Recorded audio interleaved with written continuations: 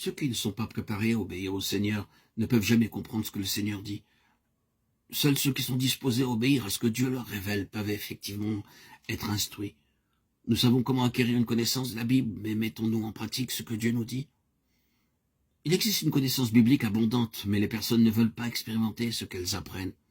La lumière ainsi rejetée devient ténèbres. Ceux qui ont de la connaissance, ne sachant rien du prix que coûte l'expérience, deviennent fiers, hautains et enflés d'orgueil. Ainsi, avant d'aller plus loin, nous devons faire à Dieu la promesse suivante. Ô Dieu, à tout ce que tu m'enseigneras maintenant, je te promets d'y obéir.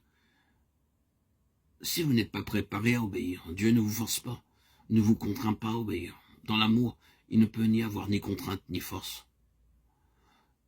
Dieu s'est révélé, il attend ceux qui veulent aller de l'avant, déclarant « Maintenant nous promettons que nous obéirons à ce que Dieu dit, à ce que Dieu nous dira. » Dieu était sur le point de contracter avec le peuple une alliance très importante.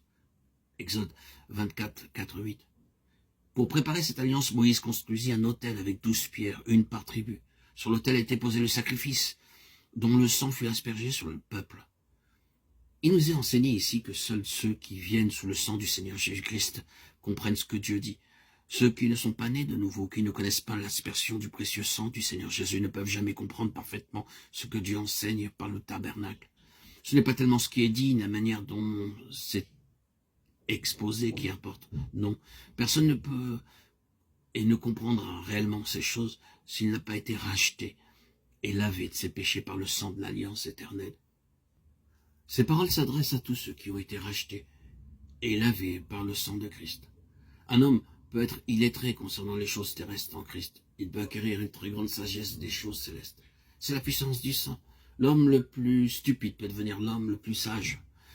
Notre premier pas dans la compréhension des choses célestes est d'être amené et maintenu sous le sang de l'alliance éternelle. N'avons-nous pas dit, oui Seigneur, nous promettons de t'obéir dans tout ce que tu nous diras? Pourquoi tant de gens luttent durement pour obéir à Dieu, mais ne le peuvent pas?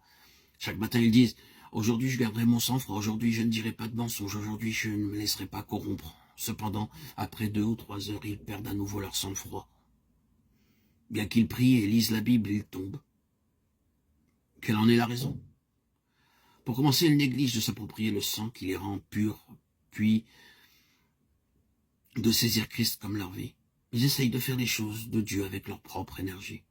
C'est pourquoi ils tombent. Voulez-vous vaincre chaque tentation? Alors par la foi, chaque jour, chaque matin, placez-vous sous le sang du Seigneur Jésus-Christ. Le sang vous lave de chaque souillure. La vie de Christ en vous deviendra manifeste dans votre marche et vos actions quotidiennes. Les Israélites avaient à se placer sous le sang pour être capables d'obéir à ce que Dieu commanderait.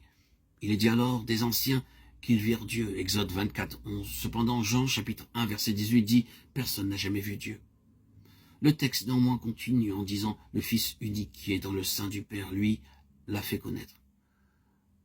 Nous sommes conduits à la conclusion que sur la montagne, ils virent le Seigneur Jésus-Christ. Aucun homme n'a jamais vu Dieu. C'est une affirmation définitive. Alors Moïse prit du sang dans un bassin, il aspergea le peuple et l'autel. Les anciens commencèrent à voir quelque chose, ils virent l'agneau de Dieu.